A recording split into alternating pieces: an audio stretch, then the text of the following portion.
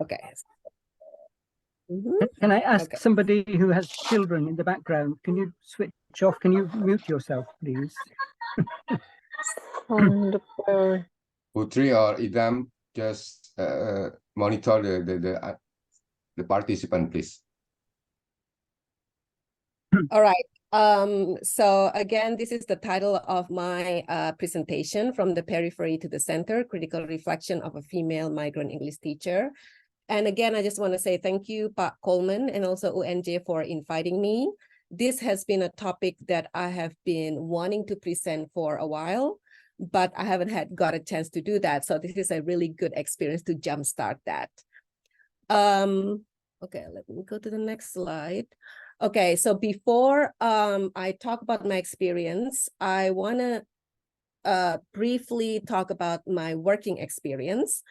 I think Pak Coleman already did a good job in kind of, highlighting my teaching experience in Indonesia, where I was a teacher education at Satewacana Christian University. So I was there for 15 years. I'm teaching in pre-service teacher education program. So I mainly teach Tesol and applied linguistics. And then I moved to the US in 2014 because my husband is a, US citizen. And as a, good wife, I follow him. And then there I realized that my field, Tesol, is really hard to get a job when you are a Tesol major, because all the job ad that I got at the time, it required 3 years experience of teaching in the US, which I don't have. So the job that's available to me at the time is a visiting assistant professor, which I think is a 5-year contract, and teaching composition. So I have to change field, even though it is related, but it's different, right? From teaching exclusively Tesol and applied linguistics to, only writing.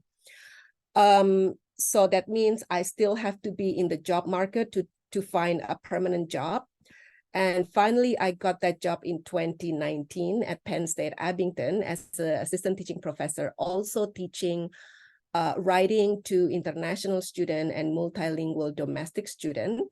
And in the fall, I will also teach in teacher education program. So it's a kind of full circle for me. So some of you may wonder why the topic of this presentation. To be honest, this is not the initial topics. So the initial topic is about teaching writing through emails. But then during the preparation of this, Pak Coleman asked me to also share my experience, briefly share my experience teaching in the US. And then I was thinking about it and preparing. I think it's really hard to share about one teaching experience in such a limited time. And I think its context is very important. So that is the reason I shift gear and focus on this presentation. And to prepare me for this presentation, again, Pak Coleman has been nice enough in sending me articles from Kompas to kind of get me up to date of the situation of instructors or docent in Indonesia. And I would say I'm kind of familiar with this because before I leave to the US, I submit all the documents for my full professor, for my guru besar. So many of this I've done it, but it seems like it's getting more and more difficult. If it's not, let me know at the end of this presentation. So this made me thinking, what is actually the purpose of this presentation for you? Because of course, I'm not going to give a solution because I think a good solution, it's better to come from people working in the context in Indonesia. But I think we can think about, you can craft a space to navigate your condition by listening to other teachers. In this case, my experience. I think Pak Dedi also talked about how the best way to teach English or things like that. So maybe my experience can help you to have a better idea in that. And also Pak Suyono also talking about ethnography, because this is also in a way a little bit autoethnographical. So in this presentation, I expect it to be kind of informal and conversational. And that's why I'm going to organize it based on the three questions. So the first question I'm going to ask is, what was my experience of being in the US job market? And in here, I capitalized the first person pronoun my, because I don't want this to be an overgeneralization of the condition in Indonesia and the condition in the US, because this is only based on my experience working in Indonesia as well as in 2 universities in the US. And then the second question is, I'm also going to share how do US university cultivate publication and teacher professionalism, specifically based on my experience working at Miami University in Ohio and also Penn State. And I would like to end the presentation by asking the last question, and this is related to classroom teaching. So how does teaching in the US different? I'm just going to say that there are many similarities actually teaching in the US and in Indonesia, and thank God for that, because if not, I won't survive, right? If it's totally different. So there are similarities, but for this presentation and because of the time, I'm going to focus on the differences and specifically, what do I do to cope with these differences? And the framing of this presentation is autoethnographical. So for those of you who are not familiar with autoethnographical, with autoethnography, autoethnography is a big concept and people use it differently, and there are different, there are continuum from those who are really focused on feelings, experience, to the more analytical one. So autoethnography consists of 3 big concepts. So the first one is from the word auto, which is the self. So focus on the researcher experience, worldview, and insight. And then the second one is culture. So this is focused on the culture that the researcher inhabited. So in this case, in my case, is Indonesia and the US. And then graphy, which means writing or inquiry. So in short, autoethnography is a way of reflection or a way of seeing things that begins with the self. And I think this is different because in other type of inquiry, you usually begin with the expert. What's the expert say about a certain thing? But in autoethnography, we begins with what our experience and how it relates to what have been done in that, in that field. And then, so based on this, we're going to construct a narrative to say something about the larger cultural setting. In this case, teaching in Indonesia and in the US. And then some of you may think, I don't think it's a fair comparison comparing Indonesia and the US, right? And I totally agree with that. Because in Indonesia, we call it's not apple to apple. Because if we look at the first university established in the US is in 1636, it's Harvard University. And in Indonesia is Gajah Mada University, 1946. So you can see there is a big gap there. Of course, United States is going to be more experienced. But I think it's really good to learn from those who are more experienced and to try to find some commonalities that we can transfer to our context. So that's actually the purpose. So I would like to begin with the first question. What was my experience getting a job in the US? But before that, I would love to hear your experience of getting a job in Indonesia. Okay. I know for some of you, maybe this has been for a while, but I want to hear that. And if you feel uncomfortable in sharing your experience, maybe because it's not that pleasant, you don't want to do this, that's fine too. Okay, so I'm using poll everywhere. Let me activate it. Poll everywhere. And then this allows you to join in 2 ways. So the first one is you can screenshot this QR code. I think there is a QR code what do you call that? Like app that you can use. And then, or you can type this address and then put it in Google, right? So I'm going to give you a minute and then we'll see where you are in 1 minute. And you can just click which emojis that represent your experience of getting a job in Indonesia. Okay, let me start the timer.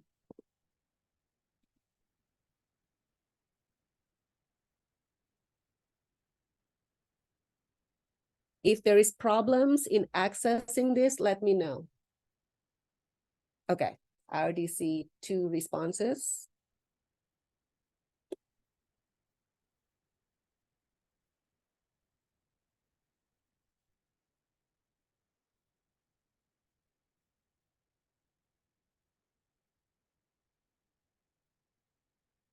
I will give another 30 seconds.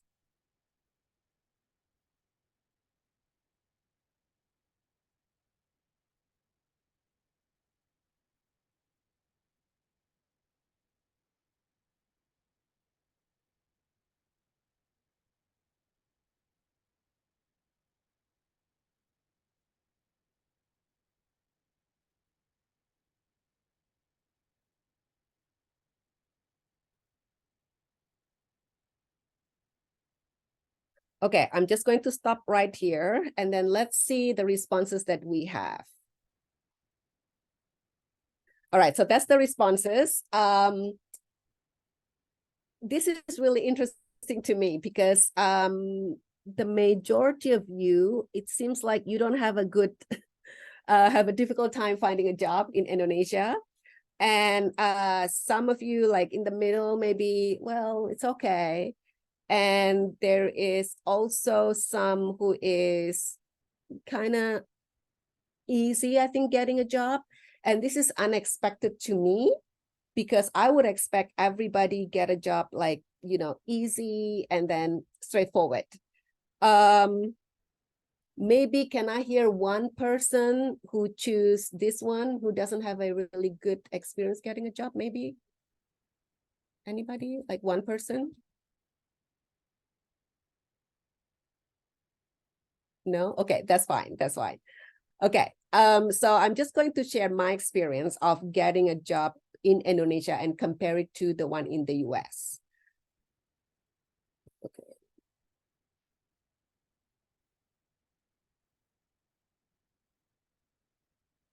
Okay, hang on. Okay. But before that, I just want to give an overview of getting a job in the US and also in Indonesia, okay? So in Indonesia, getting a job is a 2-step process. At least, again, this is my experience of getting a job. So I think I'm kind of privileged because it's very easy for me to get a job at the time because I happen to be living in the same complex as my dean. So I hear the job opening from him. And then it's very easy, it's very straightforward. So I just submit my cover letter and I submit CV.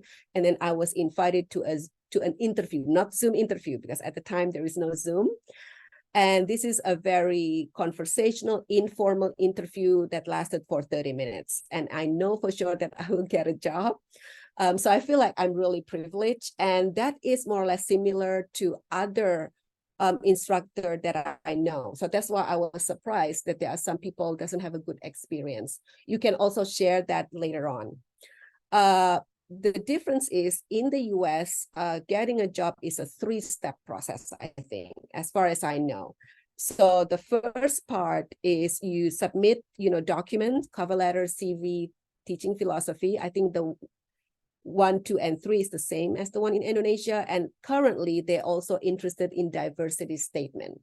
How are you going to make your classroom more inclusive? And then usually based on my experience as a job applicant, as well as in the search committee, usually there is around 50 to 100 applicants for one position. And then after that, we will choose semi-finalists, and usually, again, it's ranging from 6 to 12 people to do a Zoom interview. And the Zoom interview is usually asking more questions so that we can fit the teacher's expertise with what they need. And then based on that, they will choose 3 people and they call that finalists, and they invite that to campus. I do know that there is a university in Indonesia who also do this. Okay, my experience, no, I don't go through a campus visit in Indonesia. But in the US, there is a campus visit, and usually this is like 1 full day and consists of meals with the search committee, with faculty, and you also do a research presentation, you do a teaching demo, you interview with people, with the search committee, with the dean and the president and things like that. So as you can see, to get a job in the US is very competitive, and the process is a long process, because they want to make sure that when we bring somebody or we hire somebody, it is going to be a long commitment. So they want to make sure they pick somebody who has the expertise that fit with the one that they are looking for. So what was my experience getting a job in the US? Briefly, it is a long, taxing, and frustrating process for me. It took me 3 years in the job market, because the first one, like I said earlier, my field is in Tesol, and then I found out that they need 3 years of K-12. K-12 is teaching experience in elementary school to high school for 3 years in America, which obviously I did not have. And then another requirement at the time is they want a student evaluation, which I do have course evaluation, but that is just my opinion. They want something more official. So I was disadvantaged going into the job market, and that's why it's just took so long. And then I remember I sent easily 20 to 40 applications each year, and then countless rejection. And I was invited to maybe around 12 Zoom interviews throughout that 3 years. And then I was invited to 3 campus visits. And finally, I was lucky enough to land, a job. And this process really humbled me, because this really made me think about, okay, I have this 15 years teaching experience, and it's as if this 15 years experience is not really good enough to get a job. Because my teaching experience, I feel like it's very general, and they want something really specific in the US. And that's what I learned as I, going into this job market, and also joined this different workshop, even reading books about getting a job, something that I've never done in Indonesia. So that really humbled me and really set the tone for the way I see the job. And the next question is, how do US university cultivate publication and teacher professionalism? And again, there's some overlap, but because in this presentation, I'm going to focus on the differences, okay? So the differences between the US and in Indonesia is, I feel like in Indonesia, teacher professionalism, the standard for that is very government-centric. And this is also what Irianto say in the article Buruh Dosen. So the standard is more or less similar across the university. And I think that's because perhaps the fund for, jabatan fungsional is from the government, whereas in the United States it's very university-centric. So because the university is the one who pay you, so it's very according to the university. So they have the right to, to set the standards.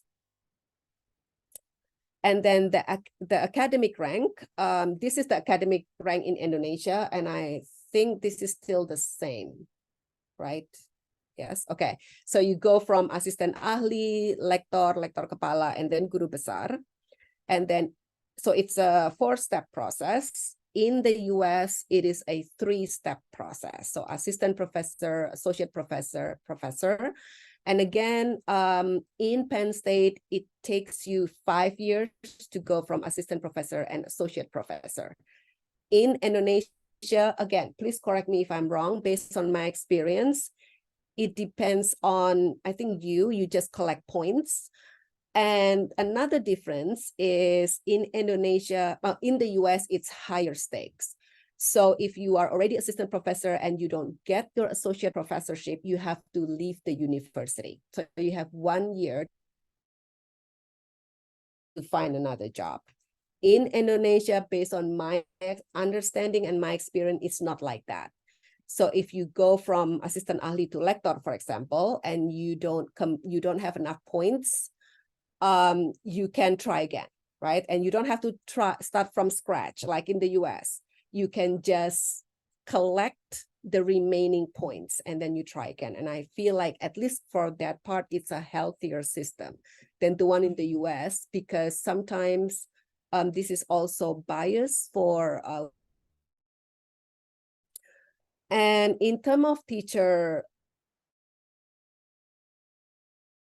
is that they evaluate teacher professionalism. So the first one is through student evaluation, and they name things differently. So at Penn State, they call it student ratings of teaching effectiveness. At Miami, they call it course evaluation, so different. So this is the student will evaluate you at the end of the semester. And again, this is not a perfect system because it is biased towards female people of color. And in our field, Tesol is usually biased toward non-native English speakers too. In Indonesia, in Satya Wacana, I remember we also do that, but it's very department specific. It's not from the university. It may change, I don't know. So that's one. And the second one is we also need to do faculty activity report, FAR. If I remember correctly, this is the same as applying for CERDOS, Certificasi Dosen, the first time, because that's what I usually, I did also, in which you have to answer a bunch of questions in a narrative form. So the FAR, you don't have to answer that many questions. You just explain your teaching, what is successful about your teaching in that year. So 2 semesters, what challenges that you face, how do you manage that challenges? And then you have to submit this narrative statement to the head of the department.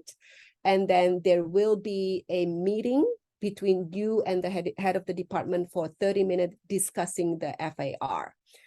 To me, this is really interesting experience and surprising because in Indonesia, I've been working there for 15 years.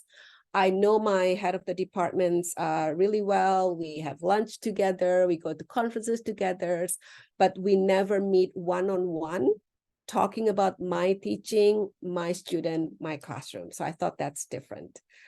And another thing is specifically at Penn State, Abington, there are many opportunities to develop your teaching and also your research. So there is a book club, there is a teaching resetter, and this is usually during the summer where many teachers, they usually don't teach, they focus on, their research. So there is a teaching resetter, there is a writing retreat where we meet as a group and we just write. And that is something new also. At the time, I don't have something like that when I was in Indonesia. And so these activities is coordinated by the university. We have something like that when I was teaching in Indonesia, but it's organized by the department. The conference that Coleman and I met, that is something like this, but it's organized by the department, not university. The drawbacks of that, when I first teaching in the US, there's so many professional activity. It's really confusing to me, which one should I choose for my promotion, which is, I think it's very different in Indonesia because in Indonesia, the jabatan fungsional, what do you call that, documents, it's very structured, right? So you know what kind of activity you need to, and the points you will get and things like that. But in the US, it's not like that. It's totally up to you. You have to pick which one according to your goal, and then you have to write it in narrative form, how your participation into these different activities improve your teaching and research. So when teaching in Indonesia, this is how I feel. And I feel like I'm living in a cage. And of course, when I was there, I don't feel like living in a cage because there are many of us. But once I'm going out of that cage, looking back, that's how I feel. Because my life was hopping from meeting government requirements, from Serdos every semester, and then Jabatan Fungsional documents and things like that. So it's like a grind. And I feel like there is an excessive focus on evidence, right? Documenting publication, documenting service, all those things. I really hope that change. Because I remember when I was submitting my documents for Guru Besar, there is, at the time, this is like in 2014, I think, 2014, 2013, we need to submit physical evidence. And I know that changed now. So we need to submit physical evidence. And when you do a community service, you need a letter from that school. I have the letter, but I realized when I'm submitting the documents, the principal forgot to sign the letter. So I have to track him down, and it takes energy and time because it's not easy, because that person also have his own schedule. Once I get his signature, I have to find another person to get a stamp. So that's I think is a bit excessive. So I really hope it gets more simplified now. And the last question is, how does teaching in the US different? How do I cope with these differences? Sorry, there's typo there. Okay, so again, I want to hear your experience. Okay, let me get that ready.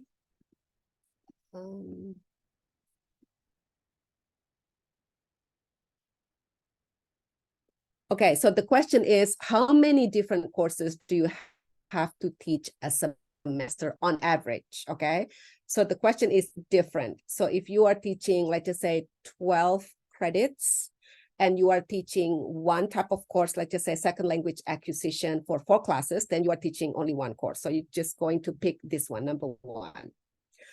If you are teaching 2 SKS or 2 credits, then you will usually teach, okay, 12 divided by 2, 6 different courses. So you're just going to click this one, right? Okay, so let's see how many different courses people teach. Okay, I'm going to turn on the timer, and again, I'm going to give a minute for this.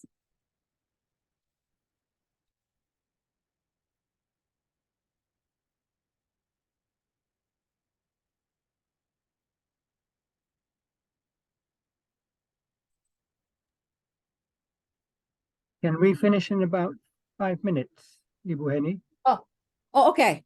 Okay, so that was quick. Okay, so I'm just going to stop. This is what I get so far, and I'm just going to go ahead, and the purpose of this is I'm just going to comparing between the teaching load in Indonesia and in the US.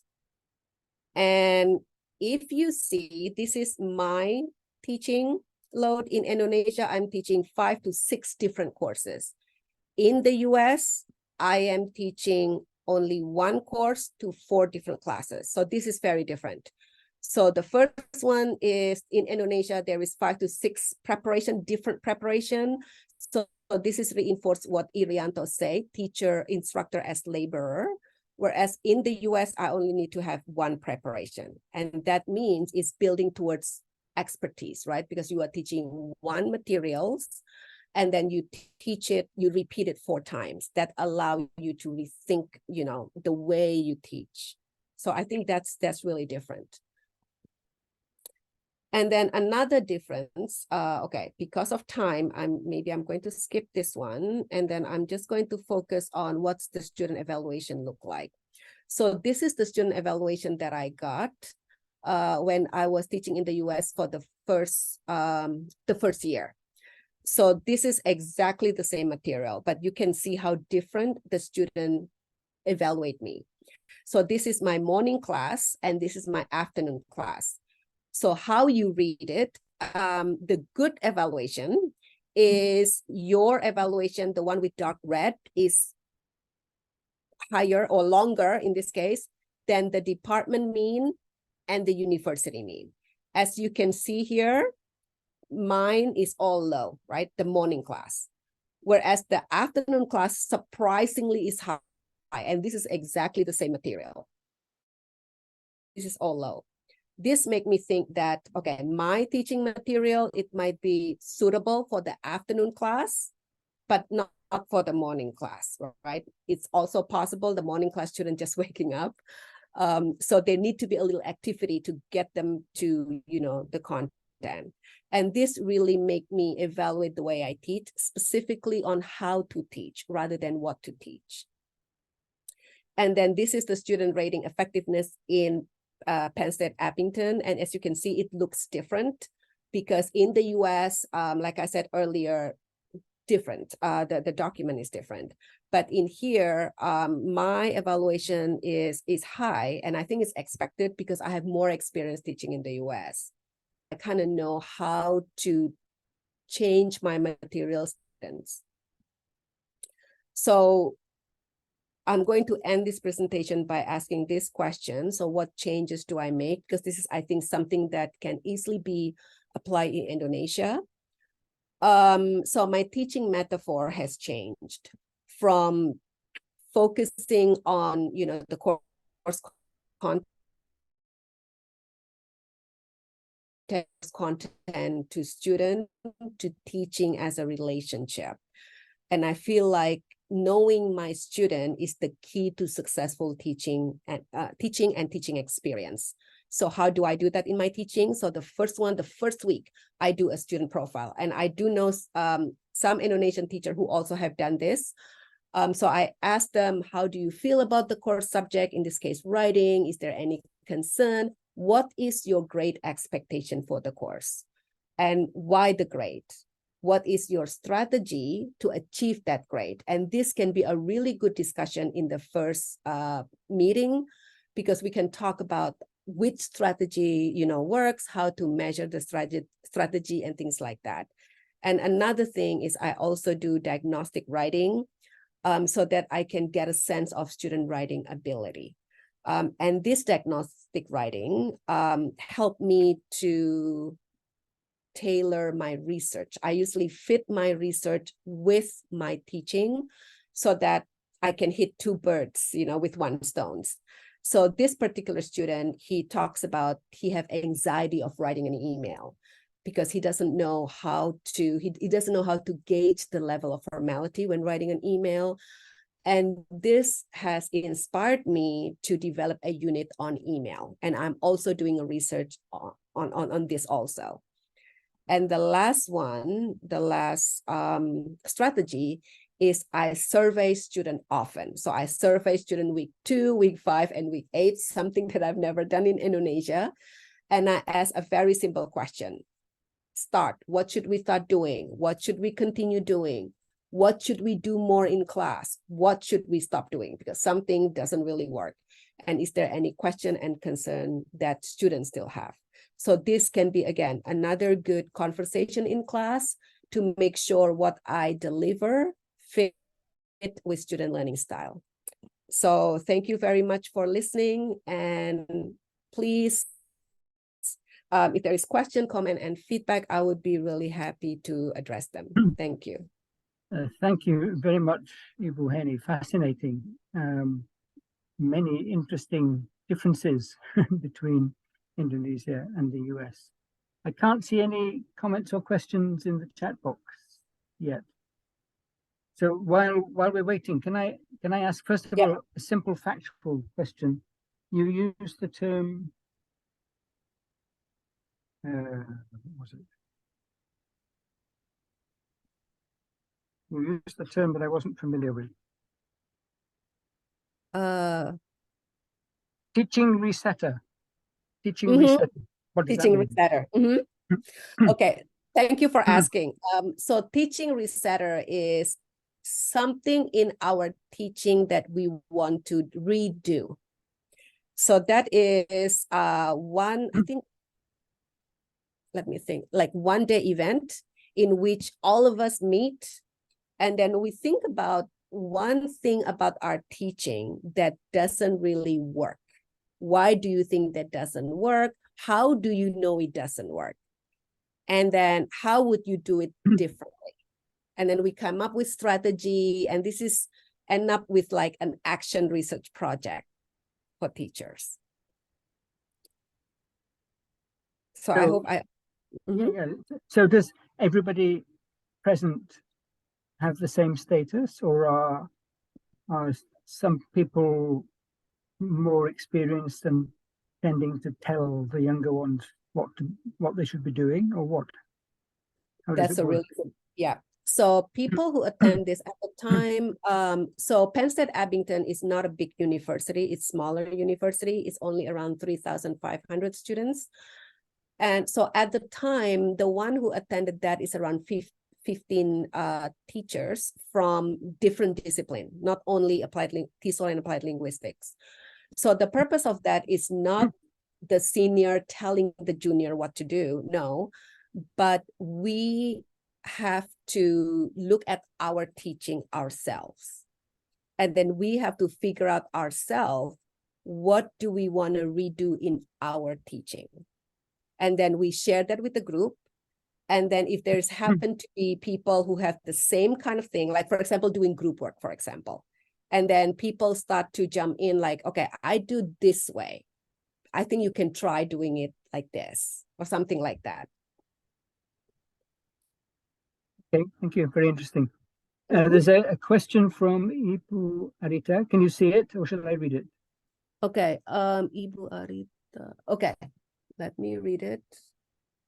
Okay, so the question is there an obligation to publish article in the US for lecturers? How do you increase? Okay, so this is a really good question, and I'm going to address one by one. So the first question is there an obligation to publish articles in the US for lectures? Okay, it depends on your goal. If your goal is not to get promoted, like for me, for example, I'm okay with staying in assistant teaching professor, then you don't have to publish. That's your goal. But if you are assistant professor, you are tenured, you have to publish. So again, it depends on your goal. But I personally think when you are teaching, I personally believe that if you publish, it's better because it does give you a lens through which you can see teaching differently. At least when you are publishing, you start reading about the different ways of what you are interested in. But briefly to answer your question, no, there is no obligation. It depends on your goal. And then how do you increase the functional position of lecturers in the US? Ibu Arita, what do you mean by functional position? I mean the position of the level, yeah, the position level of the lecturers in US. In Indonesia, we can call it jabatan fungsional. Do you know that? Yeah. Is there any jabatan fungsional there? There is, like what I presented earlier, is like a 3-step rather than 4-step. So it's kind of shorter. And again, it's different according to university. So some university I heard is only take you like 2 years, some university 5 years. At Penn State, it takes you, I think, 5 years. So in my case, like the 5th year, you can get yourself promoted, like submitting things to get promotion, starting the 5th year. Yeah, whereas I think very different in the US, you just submitting points, right? But in here, you have to submit like that course evaluation, narrative statement, your publication, and other thing you do, reviewing and things like that. Is there a strict assessment of the points collected? based on the way I understand this question, in here, there is no points attached to, let's just say, publication. It depends on the way you narrate your improvement because it's narrative. So that can be easy and also difficult at the same time, especially for me, because I come from Indonesia, right? And humbleness is very big in Indonesia. You need to be humble. In fact, in Indonesia, one of the more famous metaphor is seperti padi, semakin berisi, semakin merunduk. In the US, that is really dangerous if you do that. That's what I learned. Because one of my head of the department say, Henny, you do a lot of things. Why you only focus on the negative things? And I said, okay, I'm just trying to be humble. No, you need to be confident because the way they see it is, it seems like you're just facing problems. There's no such thing. And they feel you're not capable. So changing that mindset for me, in which you have to be humble, semakin merunduk. And here is, I feel like it's kind of the opposite. And if I focus on my success, it's the tricky part about Asia. It's very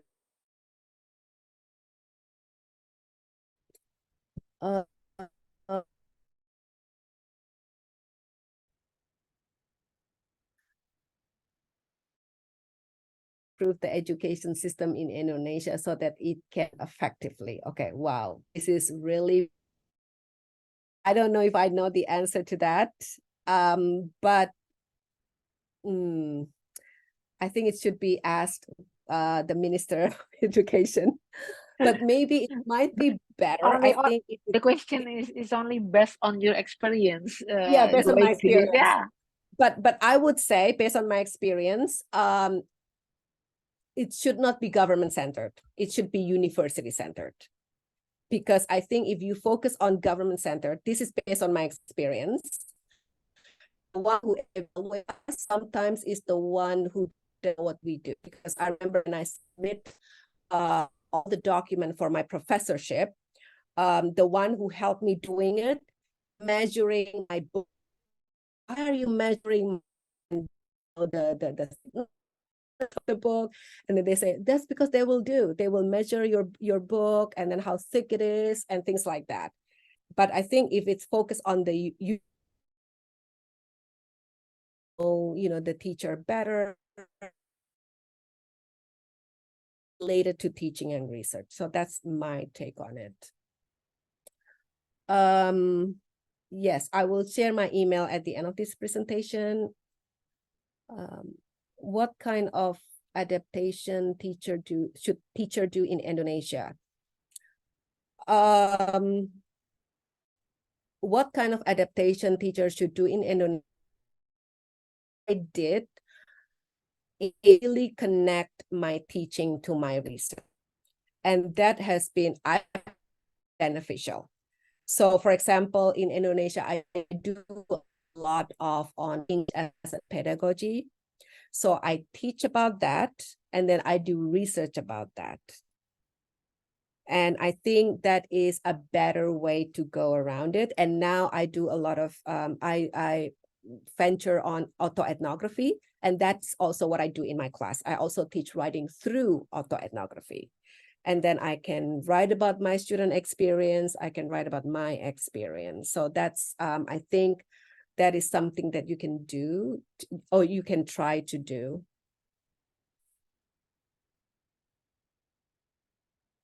So the next question is from Ibu Eri. Thank you very much for the sharing of your fruitful experience, especially about the CCU between Indonesia and US. It's very valuable information for us. Thank you very much, Ibu Eri. Next one, Ibu Tasha. The question is, I'm curious to know, since there are obvious differences in values between US and Indonesia, how does it affect, if at all, your teaching experience? I would love to know how you make it a priority to keep your Indonesian value. Okay, sorry. your Indonesian value, particularly the Pancasila when you are teaching there? Thank you. Okay, so that's really interesting. I don't, the Pancasila, they are, 5 sila, right? I still remember that. Thank goodness for the memorization education that we have. So I remember that. As we all know, in the US, I need to be really careful in disclosing my Indonesianness. I think that's yeah. Because in applied linguistics and Tesol, non-native English speaker is usually constructed negatively, right? That is changing right there because they are growing publication contesting that. But when I was teaching, that is something that I'm kind of worried because I'm teaching international students. So I really don't want them to see me as incapable just because of my non-nativeness. So what I usually do is I talk about, because although topic that we talk about is about naming, what name should you use in the US? And that in the rest, because we need to argue which name they need to use. Because international students, when they go to the US, many of them take on an English name. Okay, so I also start with talking about my Indonesian name. Is how I talk about my Indonesianness. And also when I talk about the email unit, I also talk about how the email conversation in Indonesia versus in the US. So I try source for teaching, but cautiously. And then the next question is from Ibu Siti. What about Scopus? In Indonesia, to be professor, a lecturer must publish the articles in Scopus. What about in the US? Based on my understanding, I don't think that is one of the things that they consider here. I don't, because I was in a search committee and we were hiring one assistant professor, and then there is no indication is this Scopus or not. As long as you are published, you're good. So there is no things like that. Okay, so I'm just going to focusing on the question. Okay, one from Ibu Rihla. What is your view on the careers of teachers and lecturers in Indonesia? Express the positive side and what must be improved for the advancement of education in Indonesia. As an Indonesian, do you have the desire to return to service?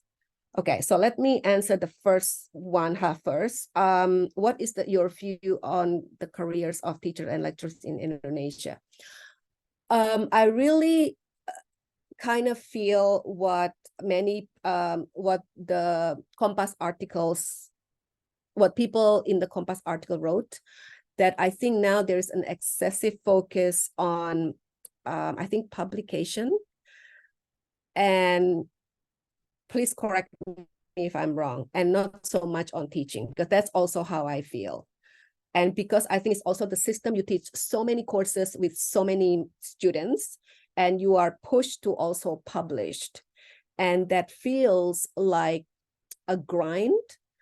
And I realized that when I was in the US, to be honest, when I was in Indonesia, I don't feel that way. When I was in the US, that is the time when I feel like I can really look at my teaching. And I feel especially if you are in Tesol and applied linguistics, your impact, I think, is to your students, right?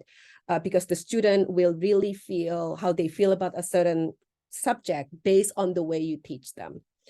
And I really feel the government can really rethink this jabatan fungsional, and also, the different way they collect evidence and things like that, especially cerdos, because I do have some friends who complaining about the cerdos. There are many unnecessary things, and I heard it's getting more and more difficult in terms of evidence and the requirements. Do you all feel that way, or you all feel getting easier? because when I was in Indonesia back in, I began teaching in 1999. At the time, they don't have this jabatan fungsional. So promotion is based on university. The university give us promotion, and that is a very different field. And then once we do the jabatan fungsional, and then people start, focusing on publication, which is important.